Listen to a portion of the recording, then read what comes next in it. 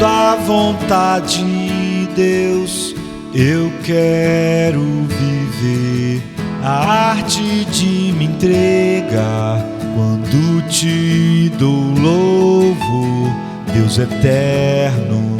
Tua luz brilha em mim sem fim, tua glória ocupa todo o meu viver.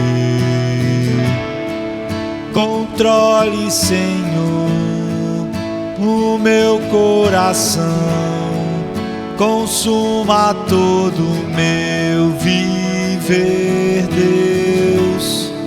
Justiça e louvor em mim vem fluir, pra eu somente a ti amar. Deus eterno, tua luz brilha em mim sem fim. Mateus 26, 75. E lembrou-se Pedro das palavras de Jesus que lhe dissera: antes que o galo cante 3 vezes me negarás. E saindo dali chorou amargamente. Pedro tinha feito o que nós fizemos nesta noite, tinha declarado coisas, não é? Tinha prometido coisas, e é sobre isso que nós queremos meditar. Nós podemos ser orientados por 2 coisas diferentes. É uma música famosa do Bon Jovi, It's My Life, né? É um sucesso, assim, é um hit, né? Não da agora, né? dos anos 2000, assim, tem uns 14 anos já, mas, apesar disso, né? Ela ganhou um Grammy como, na época, não sei o jeito que isso continua, como o maior hit do rock de todos os tempos, não da música pop, mas do rock, não é? E assim, no canal oficial lá deles, essa música tem 200 milhões de visualizações, e a música fala sobre, eu acho que a base da nossa sociedade, da nossa cultura, e o que nós vamos olhar hoje é para nossas próprias vidas como filhos de Deus. Mas ao olharmos isso, você vai ver por que essa cultura não tem como não ir de mal a pior, não é? Então, nessa música, dos trechos da música, ele diz assim: é a minha vida, é agora ou nunca, eu não vou viver para sempre. Ou seja, eu tenho que viver agora, eu tenho que, ir até o fim, eu tenho que sugar tudo, porque é a minha vida, é agora ou nunca, eu não vou viver para sempre. Nós conhecemos um texto de Paulo que é o exato oposto disso, e o exato oposto da base da nossa cultura. Por exemplo, em Colossenses 3,3, Paulo diz: porque já estás mortos, e a vossa vida está escondida em Cristo, em Deus. Ou então em Filipenses 1,21, porque para mim o viver é Cristo e o morrer é lucro. Só há essas 2 maneiras de enxergar a vida, não é? E a base do que nós estamos vendo aqui acontecer com Pedro nos aponta para isso. Hoje a vida daqueles que se dizem cristãos estão muito mais dentro da teologia, você podia chamar assim, né, de vida, do Bon Jovi, do que da palavra de Deus. Então, na última ceia, Jesus se voltou para Pedro, e em referência, como nós vimos no versículo 74, ele disse isso porque Pedro, ele tinha dito assim no capítulo 26, versículo 34, disse-lhe Jesus: em verdade te digo que nesta mesma noite, antes que o galo cante, 3 vezes me negarás. Mas Pedro respondeu a isso, no versículo 35, ele disse assim: mesmo se eu tiver que morrer, eu nunca te negarei. Ou seja, não importa o que aconteça, eu não vou te negar de jeito nenhum. Isso é o quê? É uma promessa. Você pode achar assim: poxa, Pedro fez uma declaração, mas nós fizemos várias hoje aqui, diante do mesmo Deus, diante de Cristo, a mesma coisa. Isso é um compromisso, isso é uma promessa. Ele está dizendo: olha, mesmo que isso signifique a perda da minha vida, ou qualquer coisa ruim, eu nunca te negarei. No entanto, no versículo 73 ao 75, ele está fazendo exatamente o que ele tinha dito, que não faria de jeito nenhum. 40 versos na frente, ele negou Jesus, E aí ele ouviu, né, o que Jesus tinha dito que ele ia ouvir, e a Bíblia então diz que ele saiu e chorou amargamente. Ele não só chorou, ele chorou amargamente. Agora, por quê? Ele era um homem absolutamente quebrado, queridos, naquele momento. Ele, da forma mais profunda que você ou eu possamos imaginar, ele está quebrado. No entanto, esse homem, dentro de algumas semanas, vai estar de pé na frente da mesma multidão que matou Jesus, na mesma cidade, e vai dizer para aquelas pessoas: vocês mataram o Filho de Deus. Tem pessoas que têm assim, ficam constrangidas da mensagem da cruz, porque ela é assim, ofensiva, pregar na nossa sociedade, mas ele estava pregando dias depois, na mesma cidade que mataram Cristo, e ele vai se tornar, semanas depois, líder do movimento cristão, da coisa que mudou a história do mundo. Então, ele estava prestes a se tornar um dos líderes mais influentes da história, o apóstolo Pedro. E ele estava quebrado assim, dias antes. Como tão rapidamente ele foi desse buraco para essa restauração, a resposta é a mesma. É promessa, não é? Esse compromisso. Ele quebrou a sua promessa, o que ele tinha dito, e ele não entendia isso como devia entender. E depois o poder da promessa, ele aprendeu o segredo do poder da promessa, então tudo mudou. Ele entendeu o poder da ruptura da promessa diante de Deus, e ele aprendeu o segredo de cumprir a promessa diante de Deus. Promessas, então, é o motivo pelo qual ele estava quebrado e chorando amargamente, e promessa foi a razão pela qual ele estava semanas depois de pé, diante da mesma multidão, enfrentando os mesmos perigos que ele temeu profundamente. Então, no nosso texto ele diz que ele saiu e chorou amargamente. E quando nós estivermos falando sobre promessa aqui agora, não estamos falando sobre coisas formais, sabe? Você levantar a mão e dizer, eu prometo, botar a mão em cima da Bíblia. Não. Todas as nossas declarações, não é contrato formal. No Sermão da Montanha, Jesus disse assim: eu vos digo, não jurem de forma alguma, mas deixe o seu sim ser sim, e deixe o seu não ser não. Muitas pessoas pensam que Jesus está proibindo, não é, fazer um voto, mas é óbvio que Jesus não está proibindo isso. A gente, por exemplo, quando casa, a gente faz um voto, não é? A gente, quando compra algo, a gente faz um voto, a gente assina um documento, a gente promete. Quando você vai, por exemplo, no tribunal, você faz um juramento. Jesus não está proibindo isso. O que ele está dizendo, que é muito mais importante que isso, é: deixe o seu sim ser sim. Agora, não pense que o teu sim vai ser só sim se você tiver feito um juramento formal. Você, como um filho de Deus, o que você diz é uma promessa. É um juramento. Você não pode pensar assim: aquilo eu tenho que fazer porque eu fiz um voto. Isso aqui eu não tenho que fazer porque eu falei que ia fazer, mas não era assim, eu só falei. Ele diz: não. O teu sim deve ser um sim, ele tem esse peso. O teu não, não. Cada sim, cada não deve ser tratado como um compromisso. Como se você tivesse feito toda aquela coisa que um voto formal. Quando você diz sim, você está dizendo eu prometo. E leve isso a sério, então, porque seu sim deve ser sim. Você não precisa assinar a linha pontilhada de um documento para dizer, não, agora eu tenho que cumprir, porque eu assinei, então eu fiz um voto. Ele está dizendo, se for formal ou não formal, o teu sim, é assim que Deus vê. Ou seja, nós hoje cantamos hinos. Nós podemos achar que isso era só, em alguns momentos, música. Como eu disse aqui outro dia, Ananias e Safira eles morreram, não é, diante do próprio Pedro, porque eles cantaram, tudo entregarei, mas eles não entregaram tudo. Era mentira. Não é? E para Deus, sim é sim, não é não. É o poder do compromisso. Se você disser a alguém, eu vou orar por você. Você deve fazer isso. Você está entendendo? Na coisa mais comum, o teu sim é sim, você disse isso. Isso não é. Então Jesus fala que esses são compromissos mesmo quando você só disse sim para alguém, ou quando você disse não.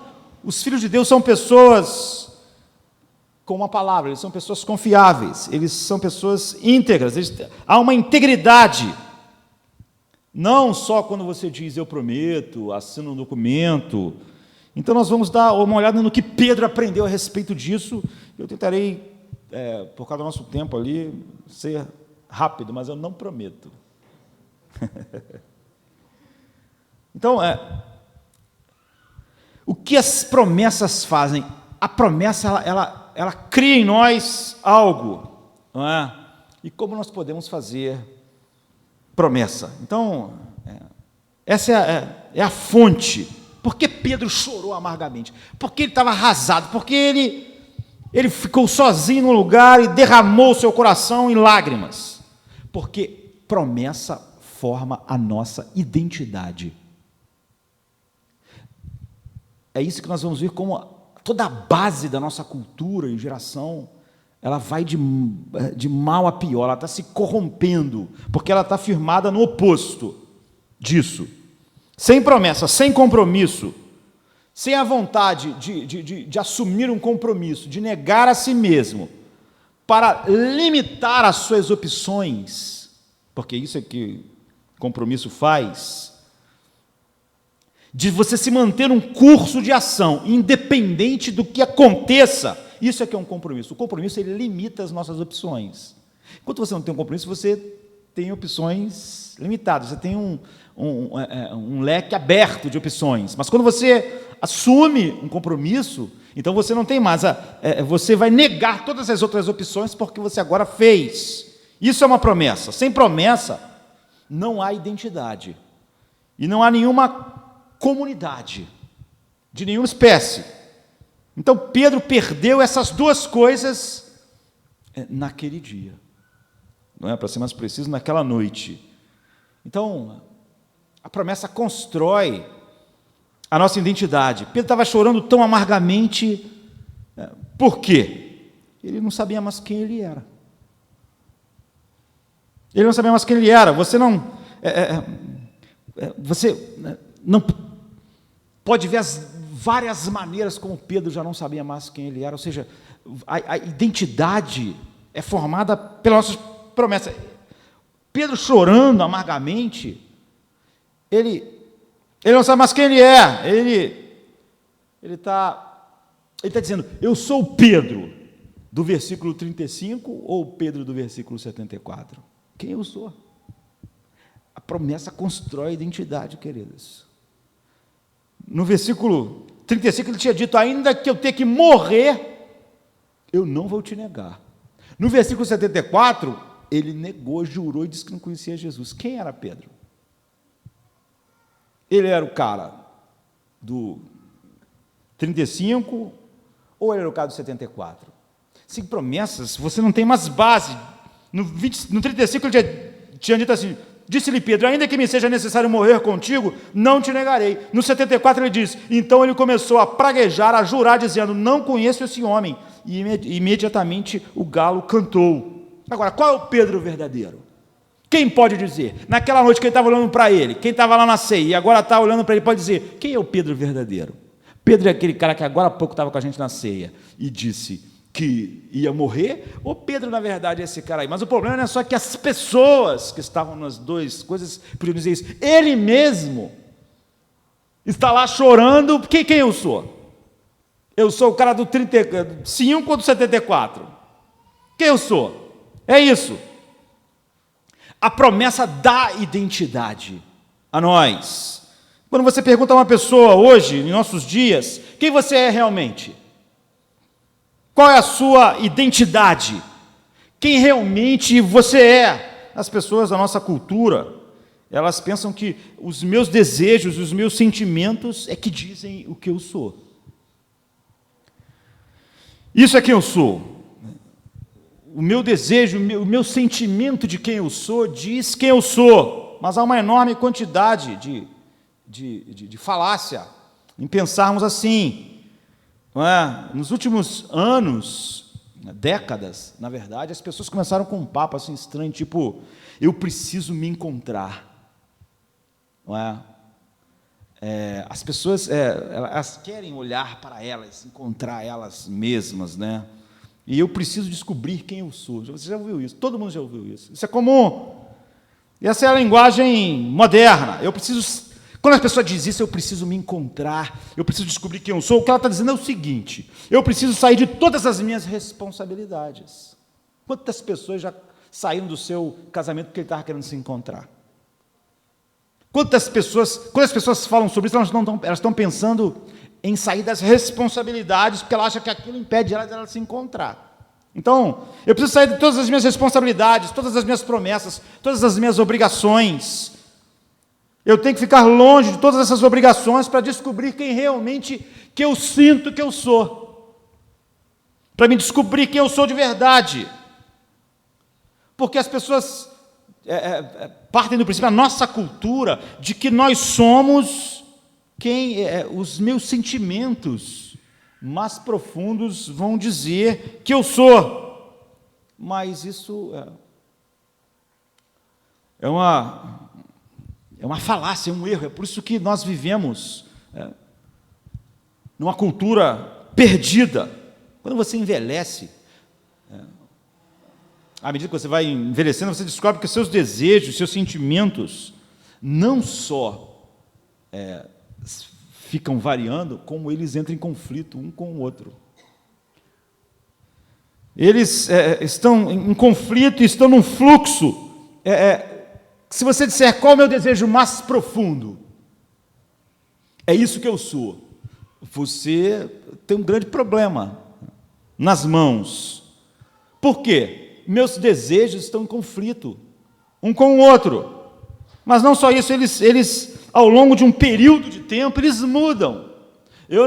Os meus sentimentos e desejos não são exatamente iguais eram um tempo atrás. Eles mudam e não funciona. Então, eu preciso me encontrar, eu preciso descobrir os meus sentimentos mais profundos, meu desejo mais profundo. Todos nós queremos, por exemplo, segurança, de ter alguém lá por nós. Ao mesmo tempo, nós gostamos de liberdade, que aquela pessoa lá por nós tira. Você vê, são dois desejos que estão em conflito. Você não tem como seguir essas duas coisas. Você quer ter a segurança e a liberdade, e você quer ser amado. Essas duas coisas não podem ter juntas, são dois desejos conflitantes. Você quer a segurança e a liberdade que um trabalho, que uma profissão te dá, e ao mesmo tempo você quer ter dinheiro sem a disciplina do compromisso que ter essa vida exige. Ou seja, você quer ter o dinheiro e a segurança, mas ao mesmo tempo você queria poder ficar em casa, dormir até a hora que você quisesse. São desejos conflitantes. Então, se você olhar qual é o seu desejo mais profundo, você vai ver que o tempo todo os desejos entram em conflito. Então, Pedro queria ser o quê? Você pensa, qual é o teu desejo, Pedro? Meu desejo é ser um líder que proclame Cristo. Ele desejava isso. Mas ele também queria viver, queridos. Você vê, são dois desejos. E em algum momento, essas duas coisas vão entrar em conflito. Ele queria muito servir a Cristo, assim. Mas ele também queria viver. Esses são dois desejos. Ele gostaria de sobreviver, gostaria de não ser torturado e gostaria de ser um líder que pregasse o que Cristo ensinou. E esses desejos vieram juntos. Agora, quem é Pedro? É o cara que deseja ser um líder que proclama Cristo, ou é um cara que não quer sofrer e não quer morrer torturado, e se ele proclamar sua fidelidade a Cristo, ele vai, então, acaba tendo que enfrentar isso? Bem, você pode dizer, o seu desejo mais profundo é servir a Cristo. Mas o desejo mais profundo naquele instante foi de ser um covarde e de não morrer. Então lá está Pedro. Ele realmente quer viver. E desejar viver é o quê, queridos? É um desejo. E ele realmente quer ser um líder. Agora, quem é Pedro? É o do 35 ou do 74? Não é? É o cara que deseja, olha, ainda eu te amo, ainda que eu vou contigo até a morte. Ou é aquele cara que pensou, eu quero viver, eu estou sentindo que agora que eu vejo que a vida realmente, eu não quero ser torturado, eu não quero morrer desse jeito, eu não quero sofrer isso tudo.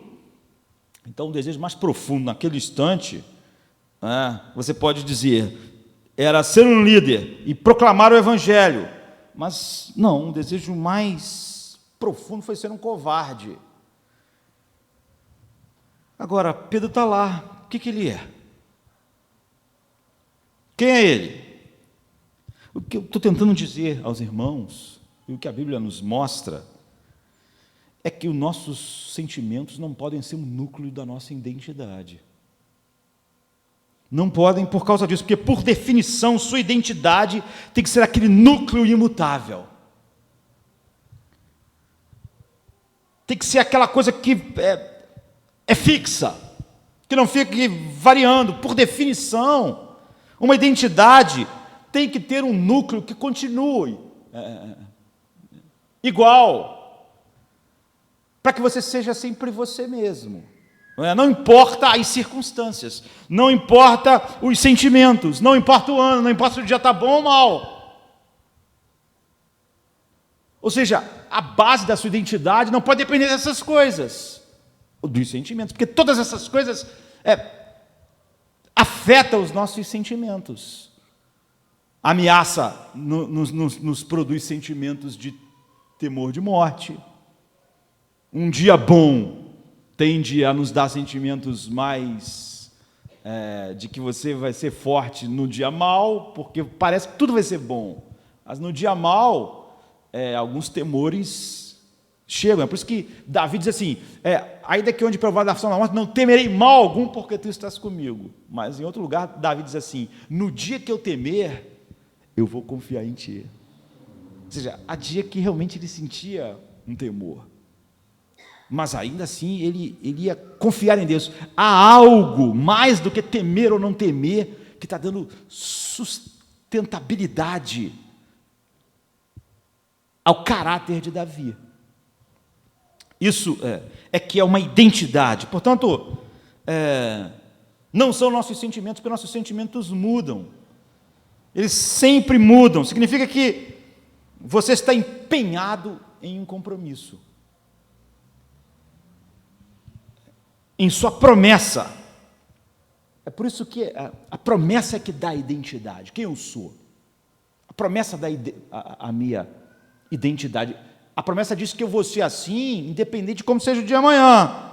Se em vez disso, em cada situação, você seguir a circunstância, cada dia você é uma coisa. As pessoas vão dizer, eu não conheço essa pessoa. Não é a pessoa de ontem. Ou seja, você não tem uma identidade, você está seguindo impulsos, você nunca vai saber quem você é. Você vai estar sempre... Isso aqui vai acontecer com Pedro, mas você vai ver que essa não é a história de Pedro. Você vai estar sempre chorando, dizendo, eu sou o cara do 35 ou do 74. Quem eu sou de verdade? Você não sabe quem você é e nem ninguém sabe quem você é. Não é? A sua identidade é o que você sempre é, independente de como estiver o dia, as circunstâncias. Como Pedro não foi o que ele sempre devia ser, ele já não sabia mais quem ele era. Se não há nada que você possa dizer, eu sempre sou isso, porque eu estou comprometido com isso, e não importa o que eu sinto, eu posso sentir medo, mas no dia que eu sentir medo, eu vou confiar em Deus. Ou então eu posso não sentir medo, não temerei mal algum, porque tu estás comigo. Mas e se eu sentir medo? Aí eu vou também ficar firme. Ou seja, o medo não vai mudar isso, não importa. Se você não tiver um núcleo que você possa dizer, eu sempre sou isso porque eu estou comprometido com isso. E não importa o que eu sinta, não importa qual seja a situação, não importa quais sejam as circunstâncias, não importa o que as pessoas dizem, eu estou comprometido com isso. Eu digo essas coisas aqui e eu digo essas coisas lá na minha universidade, porque eu estou comprometido com isso. Não importa se lá eu sinto uma certa dificuldade maior, porque não é o ambiente ideal para me dizer essas coisas, para me ser assim. A menos que eu tenha algo assim, você não sabe quem você é.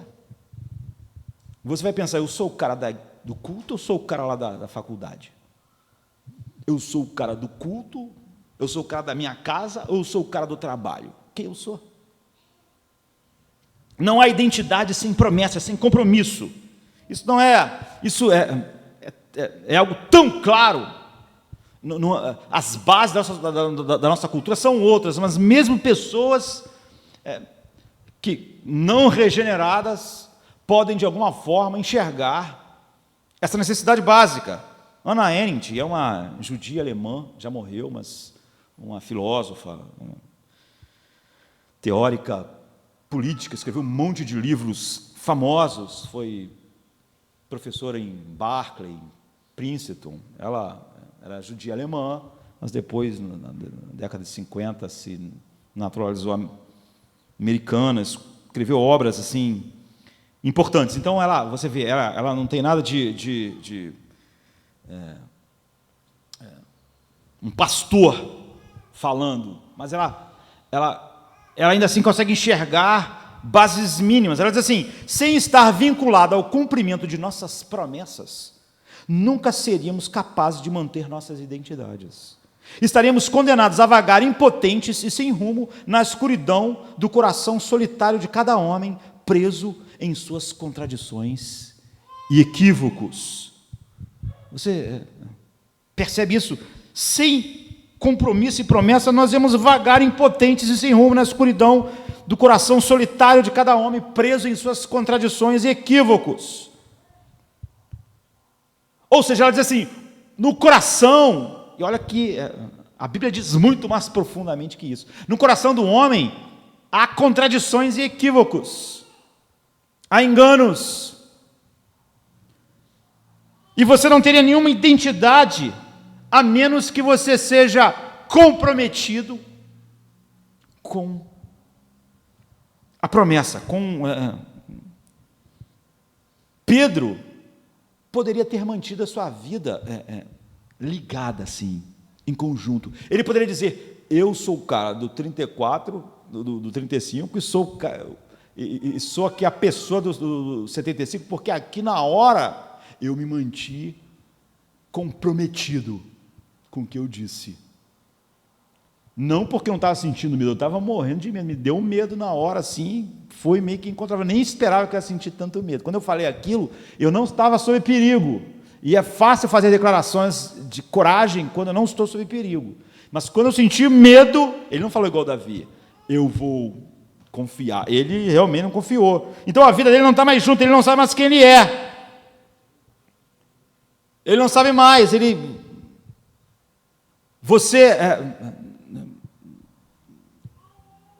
diz que estaria lá por Cristo, independente do público, independente se eu estou sozinho em casa, podendo fazer qualquer coisa que desonre Cristo, ou independente se eu estou aqui, no meio dos irmãos, ou se eu estou aqui, ou se eu estou num lugar completamente anti-Deus da nossa cultura, independente dos tempos difíceis ou fáceis, a promessa teria sido o fio que prendia em conjunto todas as peças, todas as partes, e daria a Pedro aquilo que a Bíblia chama de integridade. Integridade é isso. Integridade, a palavra vem do mesma raiz de ser inteiro, de não ser dividido em várias partes. Em matemática seria em oposição a uma fração. Da mesma forma, você pode ter certeza que você é uma pessoa de integridade, uma pessoa inteira. Ou seja, eu não sou, eu não sento lá depois, no final do dia, pensando, eu sou o cara daqui desse quarto orando, eu sou aquela pessoa com aquelas pessoas fazendo aqueles gracejos que desonram Deus. Eu sou a pessoa, quem eu sou? Não, integridade é esse fio que liga todas as coisas, nos liga em todos os lugares, deveria ligar o Pedro do 35 com o Pedro do 74.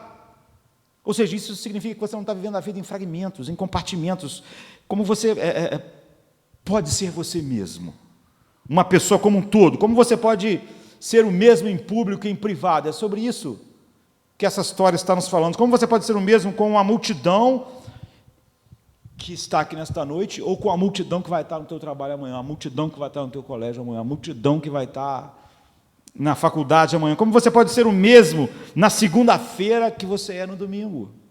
Como você pode ser o mesmo que diz e que faz? Como você pode ser o mesmo de um ano para outro, daqui a 5 anos? Como você pode ser o mesmo? Só promessa e compromisso que mantém você junto. E não o contrário das minhas glândulas, dos meus sentimentos, das minhas circunstâncias, do público que está perto de mim, de todas essas coisas. Um filme de 94, não é, com Nicolas Cage e com a sobrinha ou neta da Jane Fonda, como é que é o nome dela? Brigitte Fonda, não é? Brigitte Fonda. Então, há um filme assim, famoso, não é? E aqui no Brasil ele saiu com um nome assim, que não tem nada a ver com o nome em inglês, não sei por que eles fazem isso, né? Que é Atraídos pelo Destino. Mas o nome do filme mesmo é Isso Poderia Acontecer com Você. Então, é a história de um policial de Nova York e uma garçonete, e ele está lá, uma pizzaria onde os policiais sempre vão, e ele vai fazer um jogo de loteria, ela de alguma maneira participa, e ele fala para ela assim, olha, se eu ganhar, eu vou dar a metade para você. Isso era num bar. E ele ganha $4 milhões no filme. E agora? O cara tinha dito para a menina que ia dar a metade, ele conheceu ela aquele dia lá, era a menina lá, uma garçonete. E ele ganhou mesmo, $4 milhões. E a esposa dele, né, que é a Rose Pérez, uma atriz, que lá no filme é Muriel Lang, a esposa dele fica doida com essa história. Você não pode dar para ninguém os $2 milhões. $2 milhões. Nós ganhamos $4 milhões. E ele diz, mas eu dei a palavra à minha menina que daria a ela cooperou nisso, eu disse. E a esposa dele disse para ele, esqueça isso foi escrito, tem um contrato, você assinou algum documento. Você seria um idiota se você desse $2 milhões para ela, porque você não está assinado. Mas ele disse para ela, uma promessa é uma promessa. Eu disse a ela antes de ganhar, que se eu ganhasse eu daria, eu tenho que dar. E ele faz isso. E a mulher dele fica louca no filme, né? Doida. E ela não pensa nada a não ser no dinheiro. Em tudo que o dinheiro pode comprar. Ela não tem nenhum outro princípio guiando ela, a não ser a ideia de que aquele dinheiro tinha que ficar para eles. E durante o filme, então, você vai ver a personalidade dela mudando, sendo alterada o tempo inteiro. Ela acaba tentando de todos os meios obter aquele dinheiro, enquanto você vai vendo que no filme ele se mantém quem ele é durante a história. Não é? Ele tem um senso de si mesmo, enquanto a mulher dele vai se desintegrando, cada vez mostrando faces mais horríveis. É claro que o filme está falando exatamente a respeito disso. Ele, durante todo o tempo, sabia quem ele era. Porque compromisso faz isso, promessa nos dá uma identidade. Aquela mulher, ela está sendo guiada por outra coisa, pelo que a nossa cultura diz, que é que você deve buscar quem você é, não é? Os seus sentimentos mais fortes. Então, ela estava sendo mudada e alterada à medida que as coisas iam acontecendo. Há uma peça da Broadway famosa chamada Um Homem para Todas as Estações. Ela foi encenada a primeira vez em 1º de julho de 1960, portanto, muito antes de eu nascer no mundo. Mas já Paulinho, não posso dizer a mesma coisa. Virou um filme em 66, um filme no cinema, e depois, em 88, um filme para televisão. Mas ela é a história que conta a história de um homem no meio de um evento assim, que teve alguma coisa a ver com a nossa vida. Sir Thomas More. Ele é um nobre, conselheiro, faz parte da corte do rei Henrique VIII, e Henrique VIII queria se divorciar da sua esposa, Catarina de Aragão, e é por isso que é uma das coisas que deu um impulso na reforma. Porque ele queria se divorciar porque Catarina de Aragão, que eram filhos dos poderosos reis da Espanha, não dava filhos para ele queria ter um herdeiro e a mulher não engravidava. Ele queria ter um jeito de acabar com aquele casamento, e ele queria divorciar, e o Papa tinha outras ideias lá, políticas também. Enfim, ninguém comprometido com Deus na história. Mas, por causa disso, ele acaba rompendo com a Igreja Católica, Henrique VIII, porque ele acaba casando com outra mulher, na qual ele quer finalmente ter um herdeiro, um filho homem, para ser rei. Acaba que esse filho homem não vai ser rei durante muito tempo, vai ser uma filha dele mesmo, mas desse novo casamento. Por causa disso, ele rompe com a Igreja Católica, ele se declara o líder da Igreja da Inglaterra, como é até hoje, e aceita o protestantismo em vez de continuar católico. Quase há uma guerra entre a Espanha e a Inglaterra. A armada espanhola era super poderosa, mas esse homem é contra isso. Ele diz: você não pode se divorciar só porque você não tem um filho. Essa não é uma razão correta para você fazer isso. E ele insiste nisso. E ele acaba ficando contra o rei. Ficar contra o rei não era nada bom. O rei já tinha matado até pessoas mais próximas, E ele vai ser queimado na fogueira se ele insistir naquela história. E a filha dele, a Meg, diz para ele assim: pai, por favor, é verdade que está errado o rei em querer só se divorciar por causa disso. Agora, isso não vale a sua morte, pai.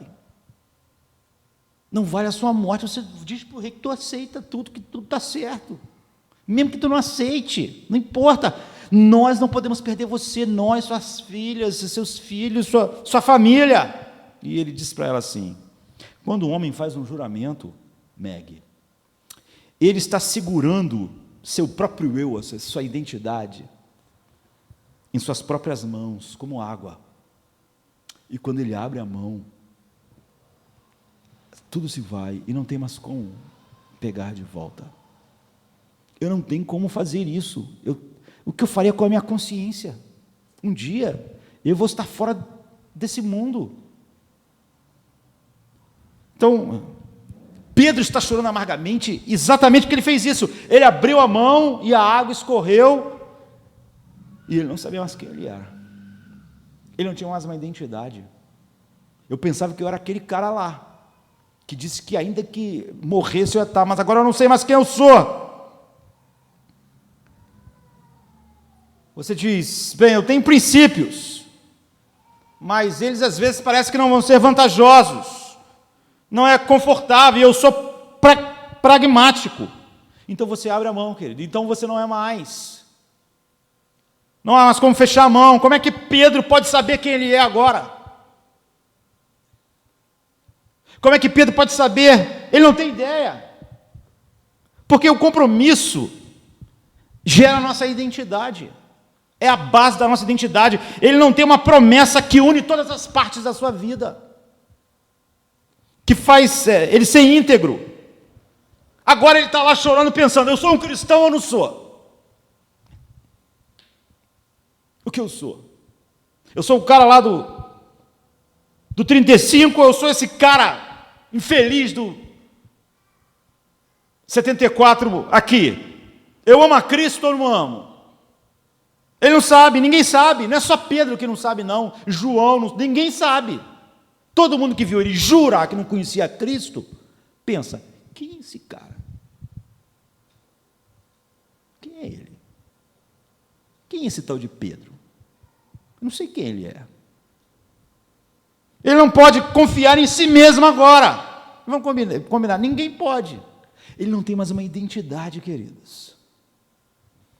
Em segundo lugar, fazer promessas gera comunidade. Você percebe com a maneira que ele vai chorar? Ele vai sozinho chorar. Ele fica sozinho. E ele chora amargamente. Ele saiu e chorou amargamente. Isso não é um acidente, é uma declaração importante. Não é só ele saiu e chorou. Ele saiu sozinho e chorou. Você pode dizer, bem, isso é comum. Quando você quebra uma promessa, você não faz uma reunião, gente, eu quebrei e traí as pessoas. Olha, quebrei todas as coisas que eu fiz, falei, todo o meu compromisso com Deus, e eu vou reunir todo mundo para a gente chorar. Eu quero chorar, porque quebrar coisas não gera comunidade. Você não vai embora, você fica sozinho. Porque promessa cria comunidade, cria comunhão, compromisso, não é? Não há comunidade sem compromisso. Então, quantas pessoas você conhece que estão sozinhas? A gente diz assim, nossa sociedade é uma sociedade que é um monte de gente, mas todos sóis. Por quê? Porque ela é baseada no oposto do que gera identidade e que gera comunidade. Então, pessoas, quantas vezes, quem não conhece, né, em todas as cidades, lugares, pessoas que mantiveram-se repetidamente quebrando promessa e, como resultado, ninguém confiava neles. Ele não tem amigos de verdade. Como é que esse cara é? Eu não sei.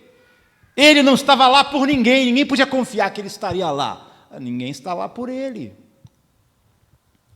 A consequência inevitável, o resultado inevitável da quebra de compromisso é a solidão, é isolamento, mesmo que a gente viva todo junto, amontoado numa cidade. Então, uma cidade como o Rio de Janeiro, eu me deparo o tempo todo com pessoas que dizem, olha, eu não faço promessas. Não me faça me comprometer, porque eu não quero falar mentira. Eu gosto de manter minhas opções em aberto.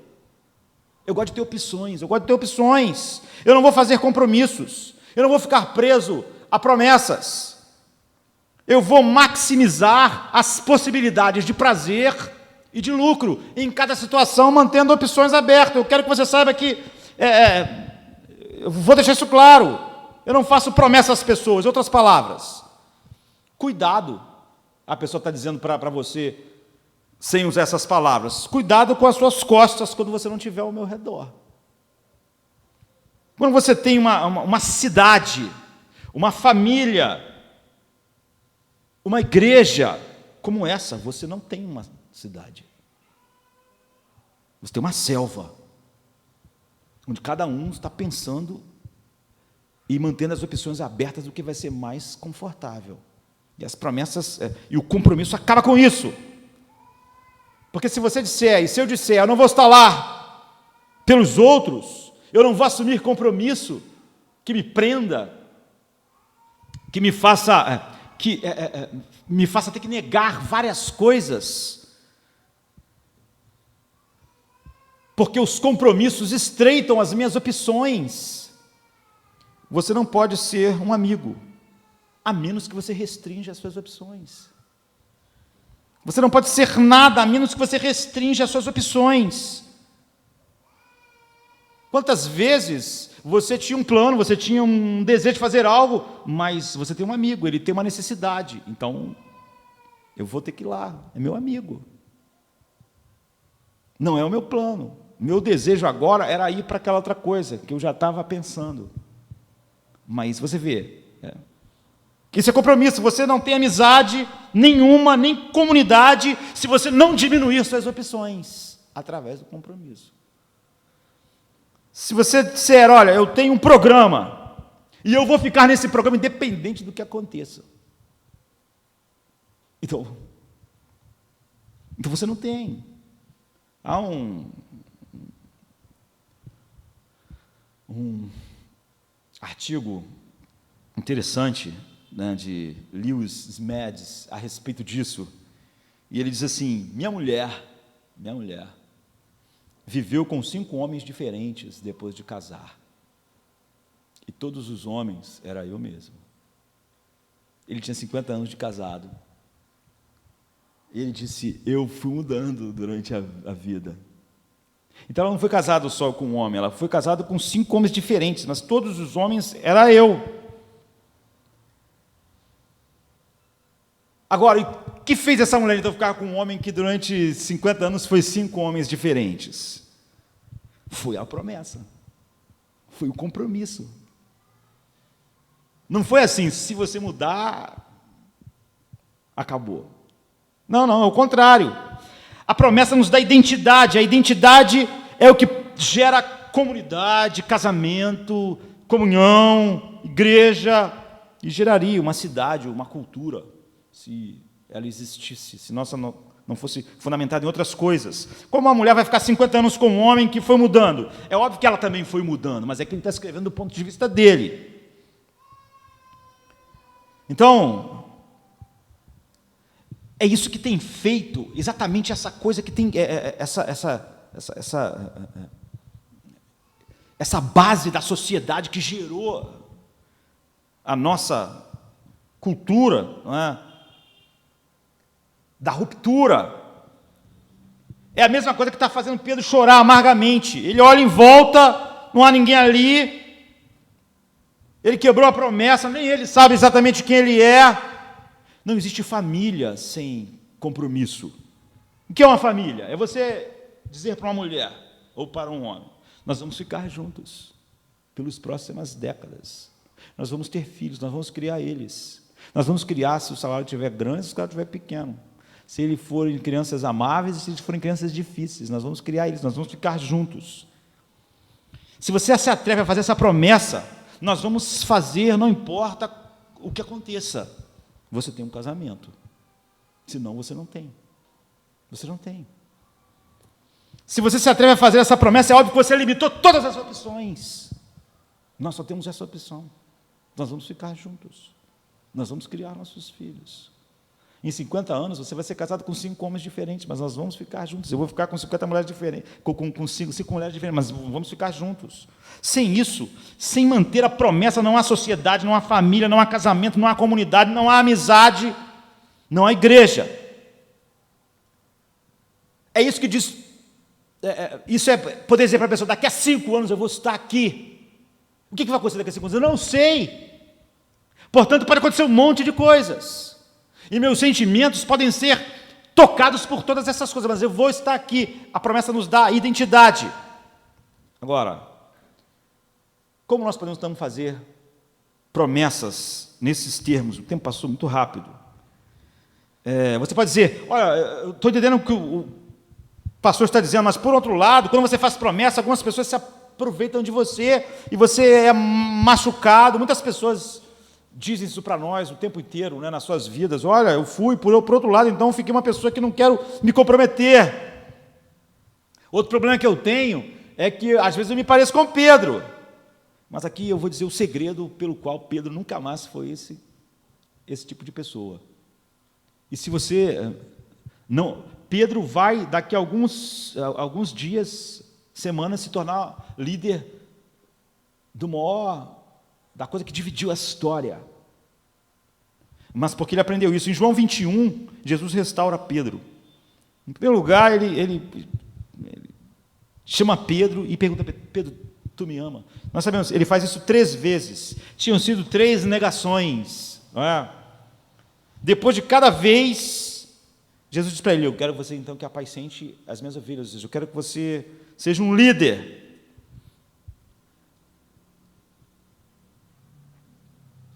Pedro diz, eu te amo, tu sabes, no fim ele diz, tu sabes que eu te amo. E o que Jesus faz é algo assim incrível, não é? Ele diz, bem Pedro, você vai ser um líder, se isso é verdade, não é? Mas sabe o que vai acontecer? Você vai ser morto por causa disso. Se você tivesse mantido a sua palavra, provavelmente você seria morto. Agora, de novo, você vai ser morto de qualquer maneira. Sabe, Pedro? manter essa palavra vai fazer você morrer, e vão esticar suas mãos. E Jesus usa uma figura, você vai ser crucificado. Pedro olha para João e diz assim, mas e ele? Jesus diz, o que tem? Qual é o problema a ele? Se eu decidir até que ele não vai morrer, essa é a primeira coisa que nós temos que saber. É isso que faz nós assumirmos compromissos. A primeira coisa é que Jesus está dizendo, eu sou o juiz, Pedro. Você só pode manter a promessa quando você acredita que eu é que decido que as coisas acontecem. Ele vai se manter fiel e não vai morrer. Você vai se manter fiel e vai morrer. Você entendeu que manter-se fiel ou não manter... o que decide que você vai morrer, como? Sou eu, Pedro. É isso que estava acontecendo. Pedro manteria a palavra e morreria. João manteria e não morreria. Agora Pedro se tornou um homem não só de identidade, ele vai manter isso, não é? Como também ele vai ser um homem de comunidade. Porque o compromisso gera essas duas coisas, identidade e comunidade. Ele vai ser um dos maiores líderes da igreja, os maiores compromissos. Os compromissos nos mantêm. É o compromisso que mantém nossos casamentos. É o compromisso que mantém nosso ministério. É o compromisso que faz nós sabermos quem nós somos. Uma pessoa que é uma coisa aqui, em algum lugar é outra coisa, ele não sabe se é um cristão. Ele não sabe.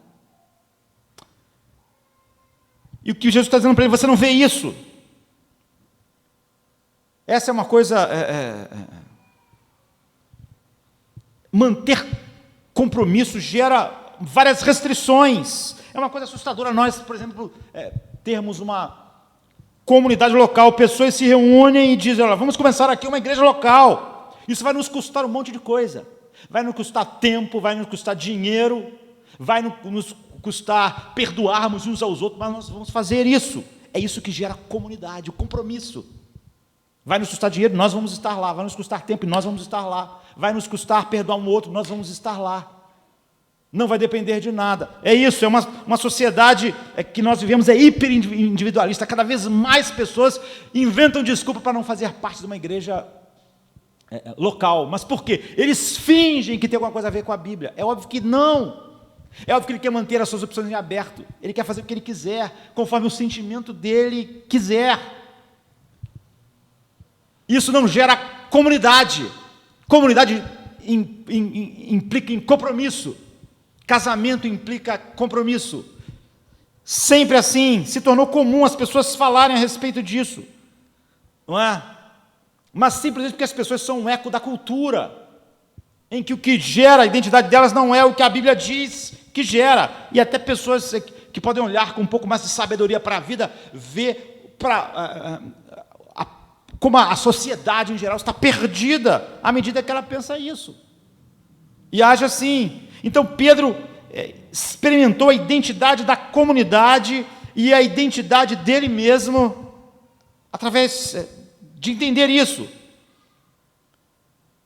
Em vez de olhar para si mesmo e dizer, eu posso fazer isso, a força de vontade, eu posso manter uma promessa. Isso é o que ele tinha dito antes. O segredo não era esse, mas era nas promessas que Jesus fez. Jesus está dizendo, eu sou o juiz, Pedro. Quando você sentir medo, saiba, você não vai morrer ou não morrer. Se você fizer alguma coisa, você deve manter o compromisso se você confiar que é eu que decido as coisas. Ou seja, alguém pode manter o compromisso, Pedro, e eu decidi que ele não vai morrer. O compromisso que nos faz viver para Deus, que o Espírito Santo gera em nós, é o compromisso que nos faz ver Cristo como aquele que decide. Isso, essa é a primeira coisa que nos faz manter, sabe? Como resultado, nós vamos encontrar o quê? Se nós não temos isso, nós não vamos ter menos identidade, menos comunidade, mas as promessas que Cristo faz para nós cria a nossa identidade, cria a comunidade, cria a nossa vida. Não era olhando para si mesmo dizendo, eu vou conseguir, porque isso dependia de coisas, como nós vimos lá no futuro, no versículo 74, que ele não tinha levado em conta, de fato.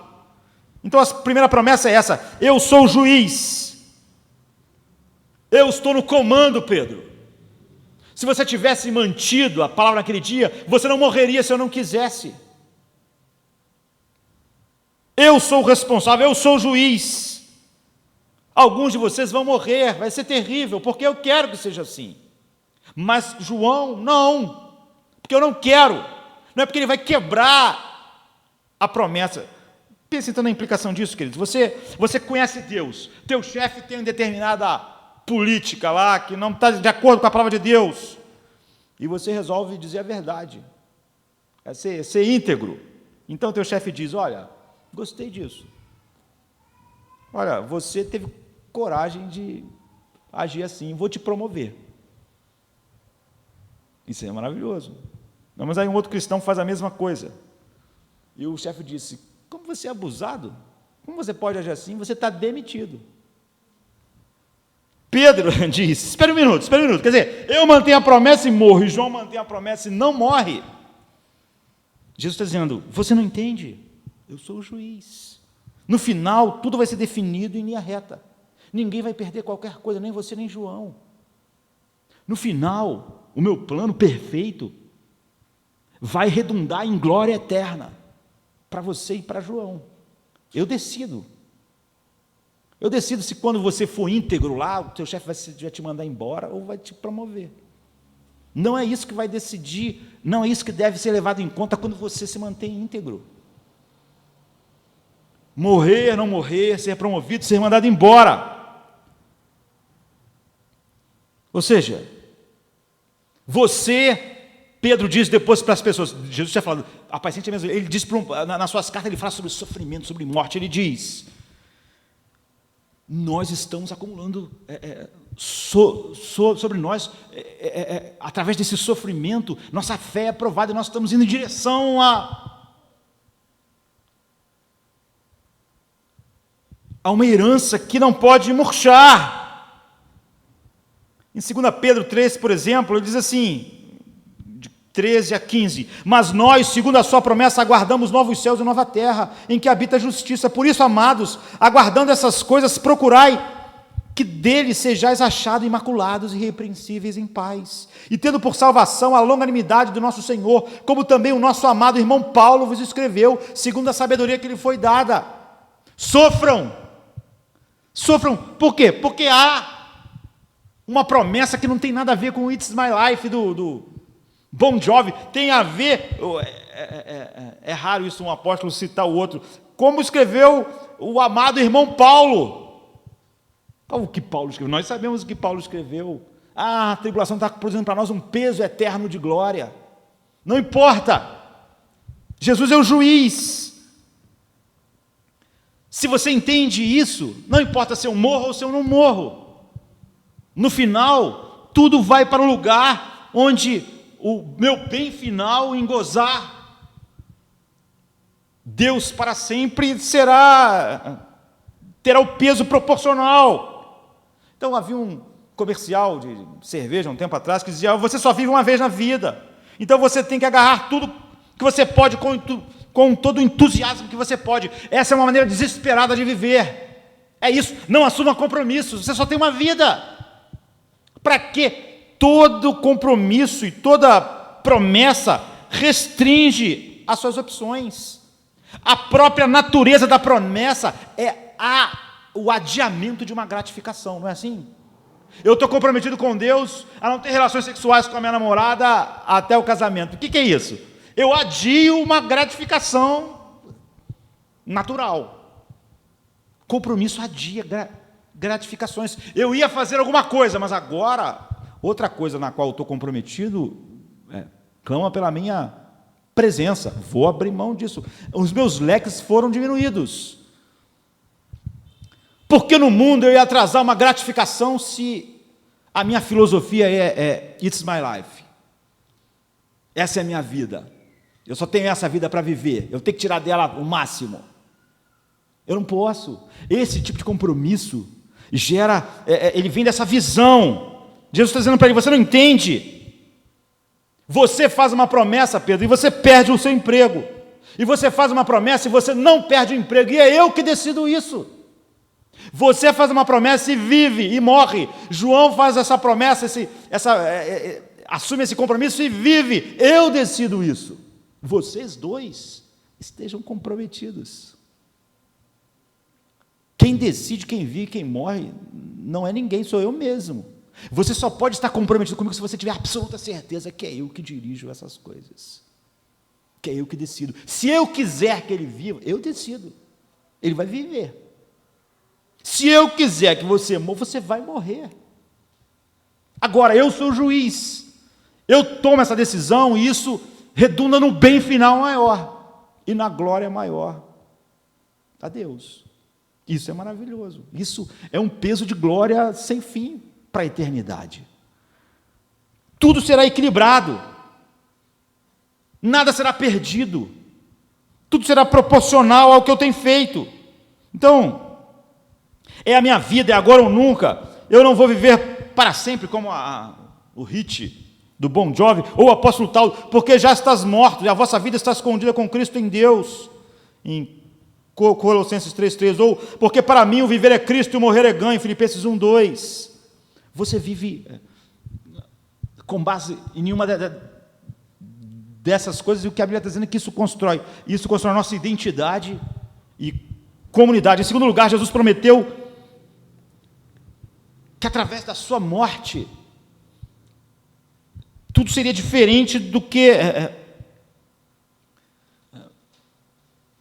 simplesmente aquele cara que estava falando que ia, por suas próprias forças, manter. Durante toda a Bíblia diz assim, Deus diz, se você for fiel, eu serei fiel a você. Se vocês estiverem empenhados em me obedecer, então eu vou estar comprometido com vocês. De novo.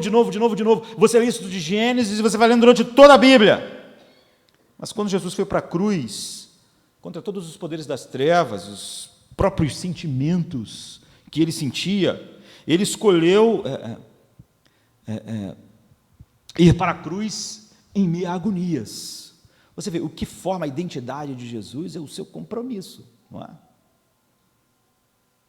Ele está suando sangue. Ele não diz, olha, o meu maior desejo é o que eu vou fazer agora, e é não ir para a cruz. Não. No jardim ele disse, não seja feita a minha vontade, mas a tua vontade. Ele é o Deus eterno, mas ele é 100% homem, santo, perfeito, mas homem. Não a minha vontade, mas a tua vontade. Havia uma integridade total em Cristo. Por quê? Porque ele estava preso a uma promessa. Em Hebreus 10, 4 e 7 diz assim, porque é impossível que o sangue dos touros e dos bodes tire pecados. Por isso, entrando no mundo, diz, sacrifício e oferta não quiseste, mas corpo me preparaste. Holocausto e oblação pelo pecado não te agradaram. Então disse, eis aqui venho. No princípio do livro está escrito de mim, para fazer, ó Deus, a tua vontade. Ou seja, aqui estou eu. Um corpo foi me preparado para que eu morresse na cruz. Esse é o compromisso. Jesus lembra da promessa. Isso é mais importante do que a agonia. Assim ele diz, quando ele está na cruz, ele diz algo espantoso, ele diz assim, meu Deus, por que me desamparaste? Espera um minuto, vocês percebem o que está acontecendo aqui, apesar da nossa pressa? Deus sempre disse, se você quebrar a promessa, você vai ficar sozinho. Se você quebrar a promessa para mim, você vai ser separado de mim. Mas se você cumpre a minha vontade, então eu vou estar contigo. Mas o que acontece? Jesus é a única pessoa, o único ser humano, né, que pisou nesse mundo que Deus disse, se você me obedecer e cumprir toda a minha vontade, eu vou te abandonar. Se você manter a sua promessa, eu vou te abandonar. Então Jesus está absolutamente sozinho na cruz. Porque em Levítico 16, isso é uma figura do que aconteceu com Cristo, falar sobre o dia da expiação. As pessoas diziam, a lei dizia, ame seu Deus sobre todas as coisas, ame o teu próximo como a ti mesmo, mas as pessoas não viviam assim. Então, uma vez por ano tinha o dia da expiação. Então, o sumo sacerdote matava um animal, pegava o sangue e ia lá no propiciatório e jogava, fazia a propiciação, que é a placa ira de Deus, mas isso não era suficiente. Ele pegava um bode, confessava todos os pecados do povo na cabeça do bode, e o bode era levado sozinho para o deserto, ele era abandonado. E Jesus teve que cumprir essas duas coisas. Por que é que tinha que ser abandonado? Porque quebrou a promessa com Deus.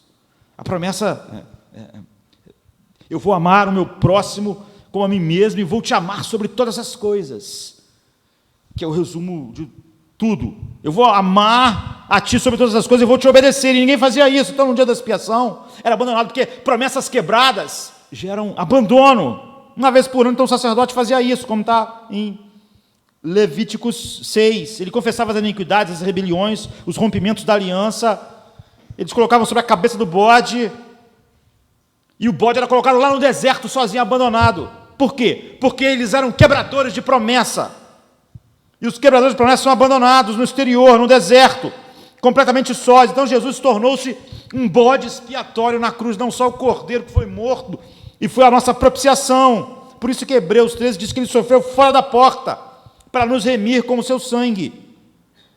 Então aqui está o que é estranho, é a primeira vez que alguém cumpre toda a promessa com Deus, e acontece exatamente o oposto. Ele foi abandonado. Meu Deus, por que me abandonaste? Eu estou sozinho no escuro, é o que ele está dizendo. Não há nada entre mim e o fogo da sua rejeição total. Tudo está sendo derramado, toda a sua ira está sendo derramada no núcleo do meu ser. É isso. E por que ele está sendo tratado assim? Ele está sendo tratado como quem quebra a promessa, que é aquilo que aconteceu com o bode expiatório. Quebrou a promessa, é abandonado. Aqui está Pedro, então, se aquecendo na fogueira, negando Jesus. E ele só pode ser restaurado porque Jesus é o detentor que não quebra a promessa. É por isso que Pedro pode ser perdoado, porque Pedro é um quebrador da promessa, pode ser substituído por Cristo, que mantém a sua promessa e foi abandonado, como os quebradores da promessa devem ser abandonados. Essa é a segunda coisa, nós entendermos. A primeira é que Jesus é o juiz. É assim, é isso que fez Pedro viver uma vida consistente. Em terceiro lugar, Jesus prometeu então perdoar. Ele é capaz de dizer para Pedro: tu me amas, e Pedro dizia: tu sabes que eu te amo. Não é? E ele diz: você então vai ser um líder, eu vou colocá-lo de volta. Você diz: como? Jesus está dizendo para Pedro: na primeira vez, Pedro, você caiu porque você achou que a sua identidade realmente estava ligada às suas capacidades. Mas um crente, um cristão, uma nova criatura, ele sabe que a sua identidade agora é forjada no que Cristo fez para sempre. Ou seja, se você acha que pode salvar a si mesmo através de promessas, você vai ser quebrado da maneira como Pedro foi, em seu orgulho, em seu medo. Mas aqui está o que é irônico: um cristão entende que agora a base do seu caráter é Jesus, que jamais quebrou uma promessa. Essa é a base da sua aceitação. E agora então, quando no caminho, João diz, então agora nós vivemos uma vida de integridade, mas quando nós pecamos, nós voltamos imediatamente, não é? O pecado não te quebra no sentido de tirar a sua identidade, e nem você é mais uma pessoa que nega o seu pecado, ou você justifica o seu pecado. Você confessa, você se arrepende, você é o quebrador da promessa arrependido. Isso faz toda a diferença.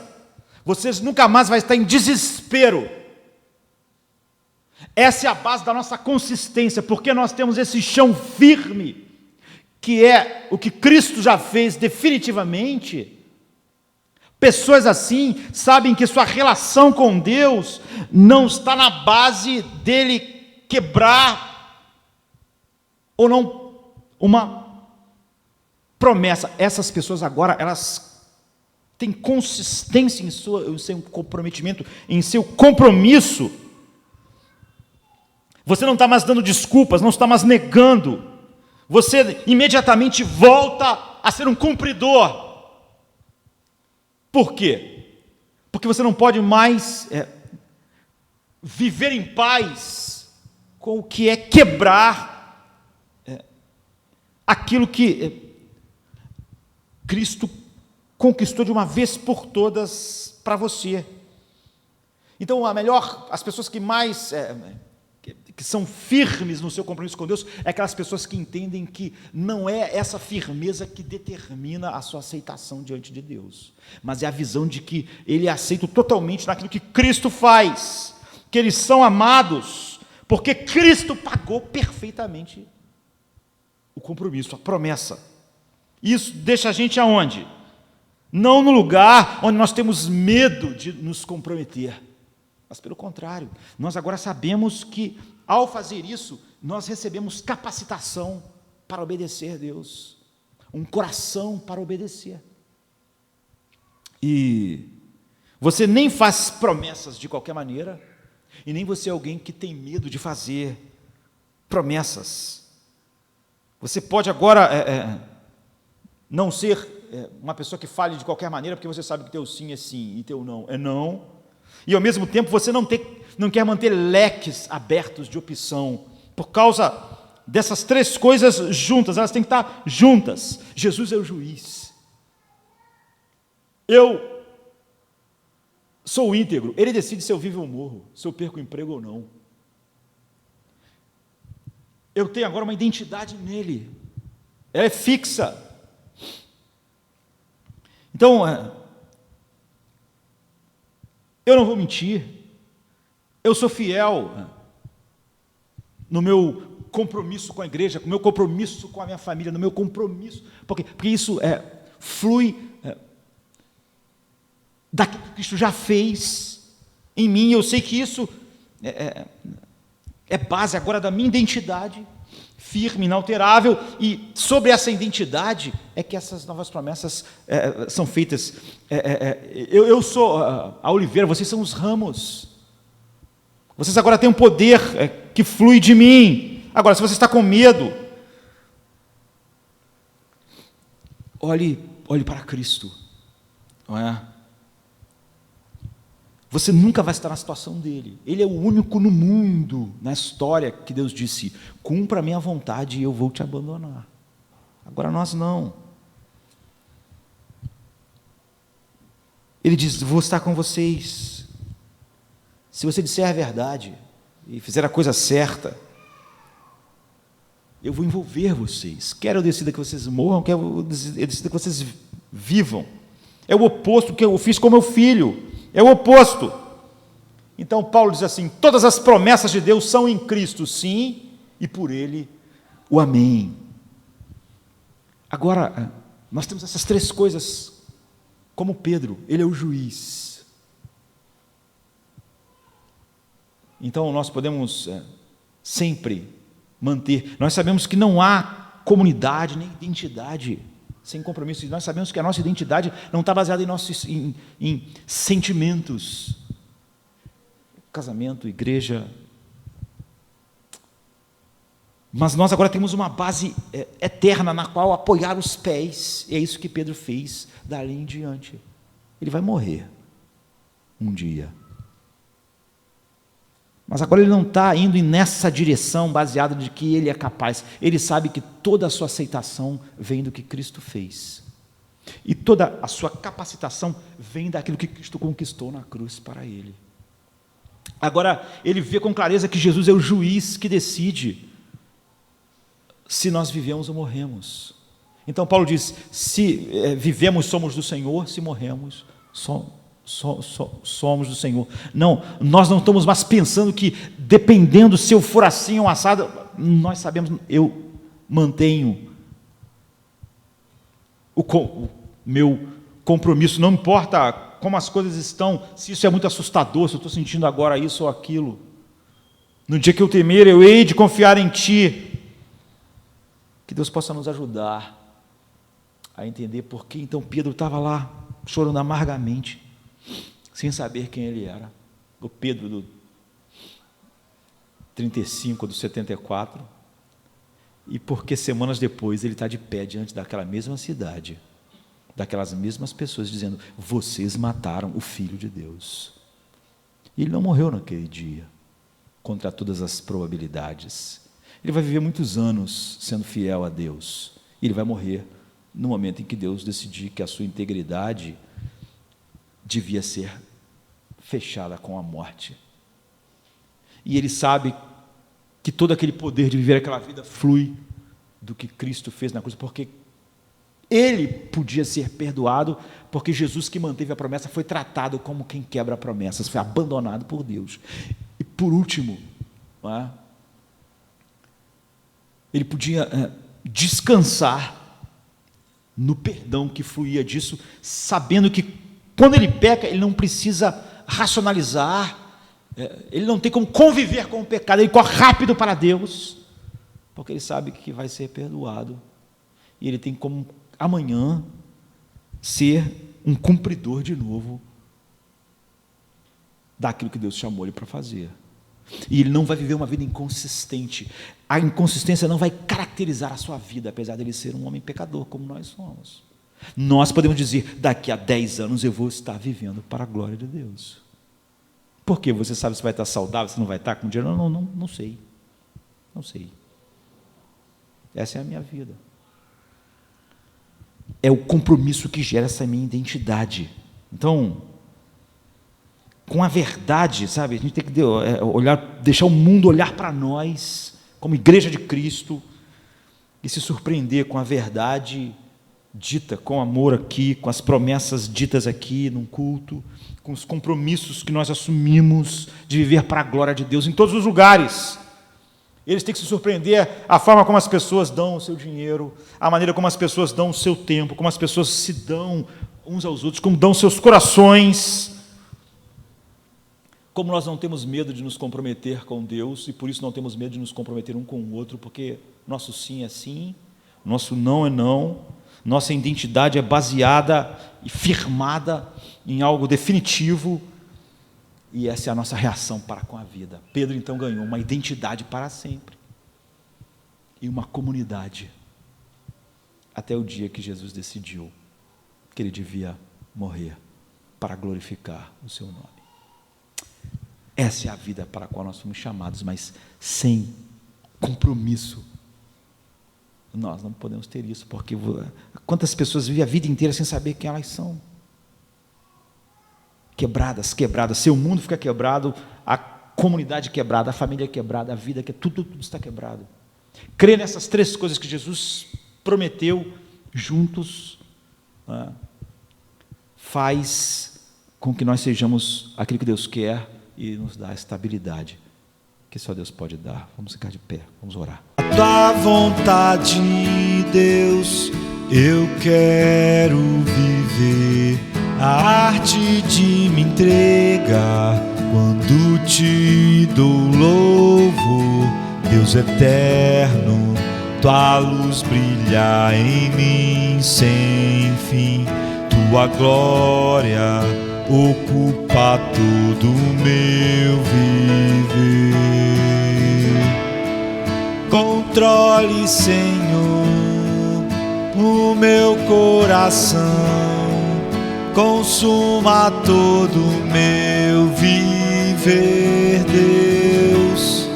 Justiça e louvor em mim vem fluir, pra eu somente a Ti amar. Deus eterno, Tua luz brilha em mim sem fim, Tua glória